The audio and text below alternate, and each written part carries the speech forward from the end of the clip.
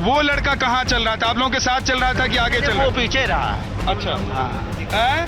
हम लोगों की मूर्ति जो है हाँ। आगे थी। अच्छा, कितनी मूर्तियां थी उस दिन यात्रा में? लगभग 15-16।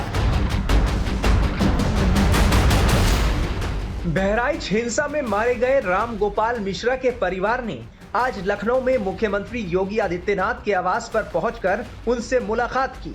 मुलाकात करने वालों में मृतक राम गोपाल मिश्रा के माता पिता और उनकी पत्नी शामिल थी।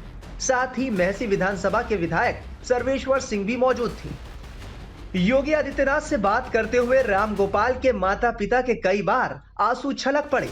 राम गोपाल के परिवार की मांग है कि दोषियों को फांसी की सजा दी जाए। सोमवार को बहराइच में भड़की हिंसा के बाद आज वहां हालात सामान्य हैं। इलाके में भारी पुलिस बल तैनात है। इस बीच बहराइच बवाल में फंसे एक शख्स ने बताया कि उस दिन बवाल की शुरुआत कैसे हुई और क्या कुछ हुआ था। कहाँ से आ रहे हैं भैया ये लोग? ये जो है बाजा वाले हैं, बाजा वाले हैं, उसी दिन से फंसे थे तो आदेश हुआ इनको बाहर कर दो। उस दिन फंस गए थे जो आए थे उस दिन जब शोभा यात्रा चल रही थी? जी। अच्छा, एक सेकंड में जरा बात कर लूं। शोभा यात्रा में आप लोग बाजा बजा रहे थे? नहीं, हम लोग नहीं बजा रहे थे। हम लोग यहाँ लोकल के रहने वाले हैं। हम इन लोग के साथ छोड़ने जा रहे हैं, थोड़ा डरे हुए हैं। तो जबकि डर का ऐसा कोई माहौल अब नहीं है। तो इन लोग को छोड़ने के लिए बहराइच की ओर हम लोग जा रहे हैं। अच्छा। तो कौन लोग? आप लोग बाजा बजाने वाले लोग हैं? जी सर। अच्छा। जरा हरेंद्र इधर से अगर आप आ जाएं तो मैं एक बार बात करूंगा। क्या नाम है आपका? सुरेश कुमार। सुरेश जी, उस दिन आप क्या कर रहे थे जब यहाँ पर शोभा यात्रा निकल रही थी? नहीं, उस तरफ से रोड से निकली शोभा यात्रा, इस तरफ आ रही थी। उसके पीछे जो मूर्ति थी उसी में कुछ हमला हुआ, इसलिए मूर्तियाँ सारी मतलब रुक गई। उसी बगड़े में हम लोग फंस गए। अच्छा। फंसे ही रह गए। उसके बाद में अब भैया से मतलब विनती किया गया कि किसी सूरत से हमको घर पे भिजवाइए, तो इसलिए अब आज मौका मिला है तो जा रहे हैं घर। कहाँ वैसे रहने वाले कहाँ के आप लोग? बहराइच के? नहीं, कौन से मोहल्ले, कौन सी बस्ती के? ये काशीराम आवास में हम लोग रहते हैं। अच्छा। गुलाबी मंदिर। उस दिन जिस दिन यात्रा निकल रही थी तो आप लोग गाना ढोल बजा रहे थे? जी। क्या हुआ था? अचानक सब कुछ जब ठीक चल रहा था फिर अचानक क्या हो गया? ये तो हमको मालूम नहीं, क्योंकि हमारी मूर्ति मंदिर के पास मतलब पहुंच चुकी थी। अब पीछे क्या हुआ क्या नहीं हुआ ये हमें नहीं मालूम। अच्छा, मूर्ति के मस्जिद के पास पहुंचने से पहले ही हंगामा हो? ये नहीं मालूम है। अच्छा। हमारी मूर्ति हमारी मंदिर के पास घूम करके पीछे के रास्ते से जो पहुंच गई थी। अब पीछे क्या हुआ क्या नहीं हुआ ये नहीं मालूम। अच्छा, एक चीज और बताइए कि उस दिन कितनी बड़ी संख्या में लोग उस यात्रा में शामिल थे? वैसे अब इसका तो कोई जोड़ ही अंदाजे नहीं। अंदाजे से क्या बताए, ज्यादा 150, 100-200 बस।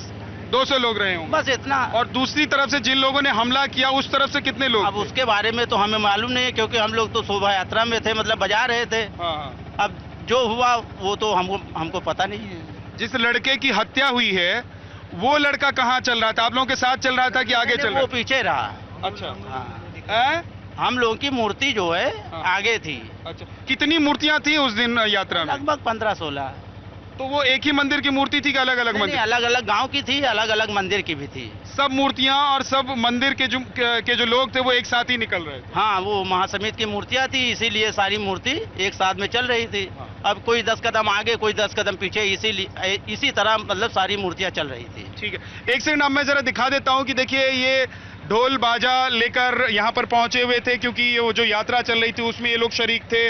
और मुझे लगता है कि 8-10 लोग आप लोग थे, 10 लोग ये लोग उसमें थे और फंस गए थे, क्योंकि जब हंगामा हुआ, जब बवाल हुआ, उसके बाद इन लोगों को यहीं पर रुकने के लिए कह दिया गया था। इन लोगों ने किसी के यहाँ शरण ले लिया होगा। नहीं, वही राम जानकी मंदिर में हम लोग थे।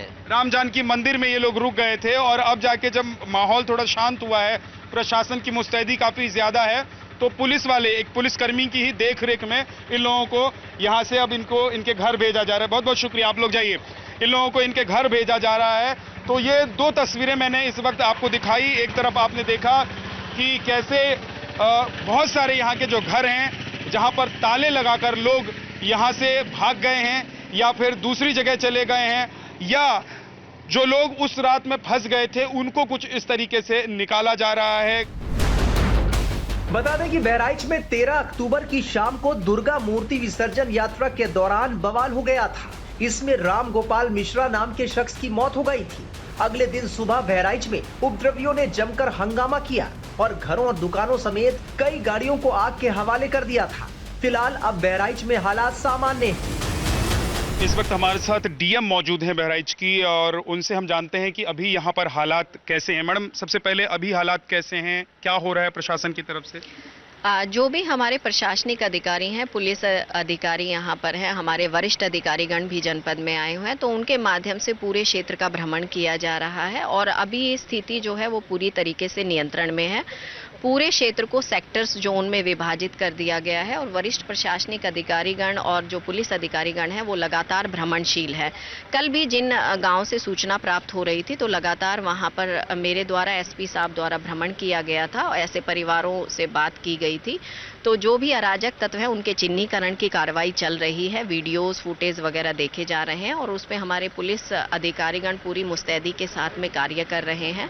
पूरे क्षेत्र में कई जगह पे बैरियर लगाए गए हैं और उन पे प्रशासनिक अधिकारी और पुलिस अधिकारी हमारे लगे हुए हैं जो लगातार निगरानी रख रहे हैं कि क्षेत्र में किसी प्रकार की हिंसा ना होने पाए। अभी पूरे क्षेत्र की साफ सफाई का काम भी जो है चल रहा है। इसके अतिरिक्त फायर टेंडर भी हमें अतिरिक्त प्राप्त हुए हैं, 12 कंपनी हमें प्राप्त हुई है। जो भी संवेदनशीलता के आधार पर गाँव थे उनका चिन्हीकरण हो गया है, तो वहाँ पर पूरी तरीके से फोर्स की तैनाती कर दी गई है। पूरी रात भ्रमण किया गया है और स्थिति अब पूरी तरीके से नियंत्रण। रात में भी कुछ घटना करने की कोशिश हुई थी क्या?